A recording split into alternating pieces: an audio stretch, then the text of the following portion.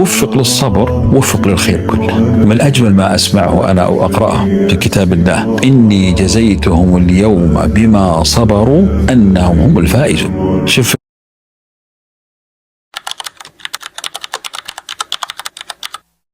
يا صباح الخير، عاملين ايه؟ يا رب تكونوا كويسين وانتوا بتشوفوا فيديو النهارده. وحشتوني قوي قوي قوي، وحشني جدا ان انا انزل فيديوهات واشارك كده معاكم الروتينات واليوم البسيط الهادي اللي بيعدي كده في امان وفي نعمه واحنا كويسين واللي حوالينا كويسين واهالينا كويسين. فدي نعمه كبيره جدا يا جماعه، والله العظيم. انا عايزه اقول لكم يعني انا حصل لي شويه حاجات كده يعني خلتني افكر في نعم ربنا حوالينا وفي كل حاجة بقى. يعني قد ايه احنا في نعمة احنا مش حاسين بيها، ودايما الشيطان بيخلينا كده نفكر في حاجات مش موجودة عندنا وبينسينا النعم اللي هي الاساس اللي احنا اصلا فيها. عاوزة اقول لكم بقى ان الفيديو ده متصور على اسبوع وشوية، يعني ممكن يكون دخل في اسبوعين. اقول لكم بقى ليه واحكي لكم انا حصل معايا ايه. يعني بجد انا اتبهدلت قوي، بس الحمد لله، يعني الحمد لله. يعني بجد الضربات اللي بتحصل دي بتخلينا نفكر في نعم ربنا وقد ايه ربنا يعني انعم علينا بجد والله يا جماعه بحاجات كتيره جدا. بس الشيطان بقى يعني بيخلينا كده نبص على حاجات ونحس ان دي لو كانت موجودة عندنا فالدنيا كانت هتبقى تتغير، ونسينا اصلا اهم حاجة اللي هي زي نعمة البيت، نعمة الاكل والشرب اللي اهلنا كويسين، حاجات كتيرة قوي.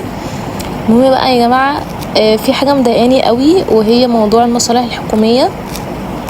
يعني احنا في 26 دلوقتي، يعني المفروض يكون في تقدم وتطور، الا المصالح الحكومية بجد زي ما هي اسلوب مش كويس. الموظف بيشتغل على حسب مزاجه، مفيش اماكن للناس اللي واقفه بقى بره في الحر.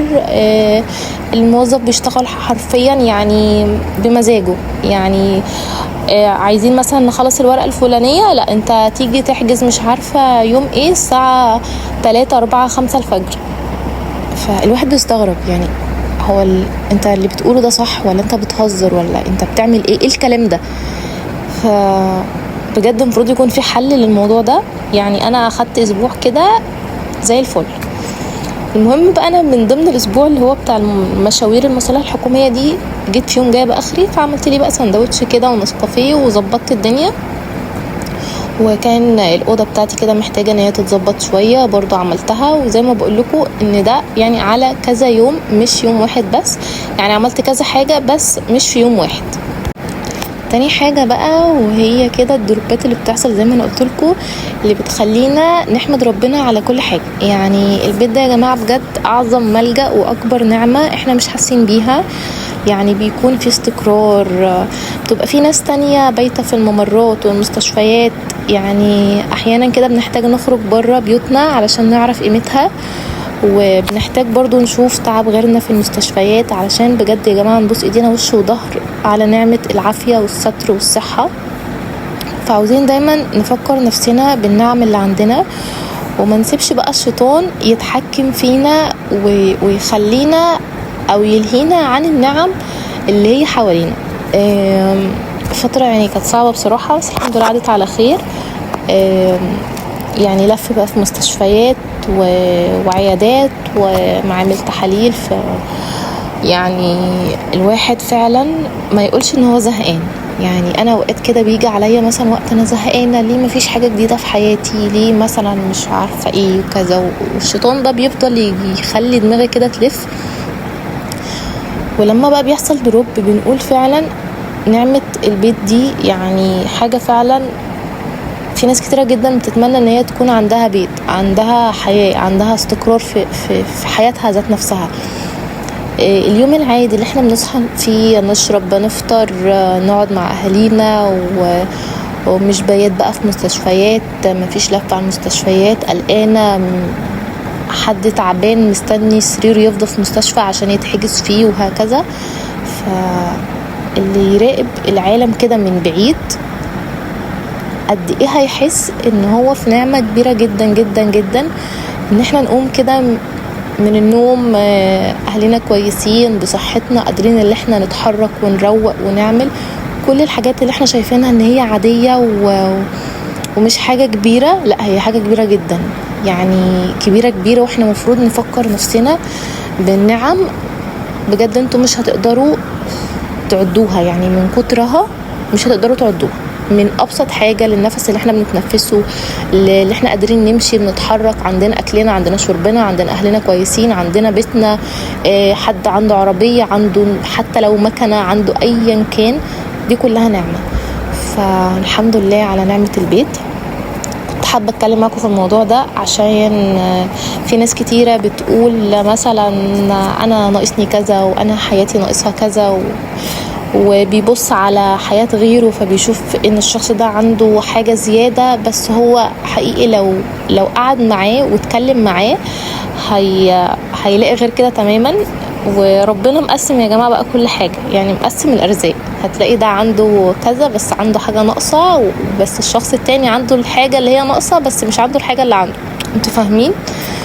المهم بقى انا حسيت كده ان انا خلاص يعني فقت بقى شوية واطمنت على ماما، فكان محتاجة بقى كده ترويقة للبيت وترويقة للبلكونة. بصراحة انا ما كنتش قادرة خالص ان انا اعملها، بس زي ما انتوا شايفين رملة ومفيش حد بيقعد فيها ومحدش بيطلعها غير نادرا. هي على قد مثلا انا هنشر اعمل حاجة وخلاص كده وبقفلها، بس لقيت بقى ان في رملة بتدخل للبيت دايما، علشان انا دايما بسيب الجزء اللي هو السلك مفتوح اللي انا بمسحه ده، فبلاقي الرملة بتدخلي جوه مش عارفة ازاي.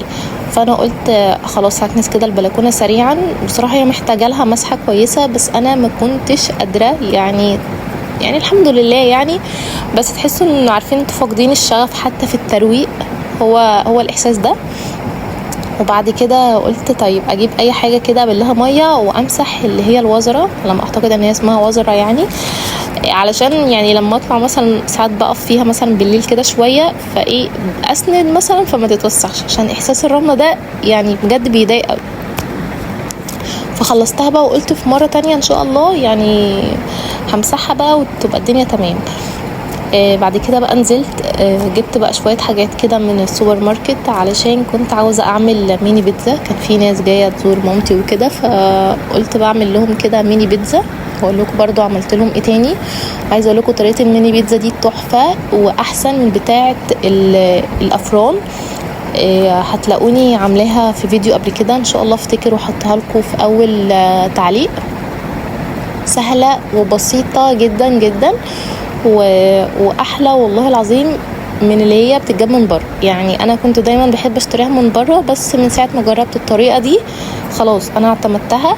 وكمان ممكن تعملوها كبيتزايه كبيره، فاهميني؟ يعني عجينه بيتزايه كبيره، العجينه ما شاء الله هي ناجحه 100%. حتى لو انت مش بتعرفي اصلا تطبخي او ليكي في المعجنات والحاجات دي، الوصفه دي هتعرفي تعمليها من كتر ما هي سهله وبسيطه. فكان ناقص بقى شويه حاجات كده، فنزلت جبتها وقلت بقى اعمل ميني بيتزا وكمان اعمل كيكه. برضو طريقه الكيكه انا كنت منزلاها معاكم، انا عملتها كتير جدا جدا جدا جدا، وبصراحه كل ما اعملها يعني حد يجربها بتعجبه جدا. وانا بقى نسيت ان انا اصور الميني بيتزا بعد ما طلعت، ونسيت برضو اصور الكيكه بعد ما خلصت.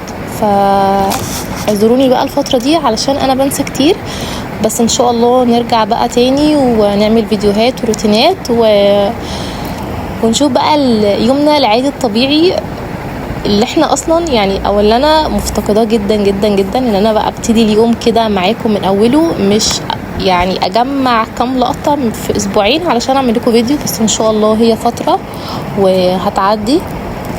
بس كده وخلصت، وكنت عملت ايس كوفي بقى اشرب كده واروق. يعني مفتقده يا جماعه، يعني انا حتى الايس كوفي اللي انا لما كنت بصحى كده اعمله ده انا كنت مفتقداه.